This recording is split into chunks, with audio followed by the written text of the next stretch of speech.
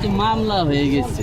তো মামলা হওয়ার পরে তা ওর বাবা যেরকম গতকালকে মারা গেছে, তো জানাজা পড়তে আসছে এই আর কি। ঠিক আছে।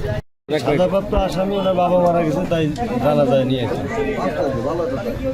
কতদিনের সাজা হয়েছে কি শুনছিলেন? এটা হলো ওর বাবা মারা গেছে, ধর্ষণ মামলার আসামি ছিল, 30 বছরের সাজা আসামি।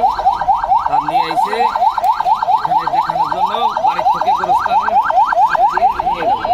এই আমাদের খালেদের জীবন অসুস্থ থাকার মধ্যে তার বড় কষ্টটা হলো তার ছেলেটা দীর্ঘদিন জেলখানায় রয়েছে, যিনি মৃত্যুকালেও তার ছেলেকে পাশে পান।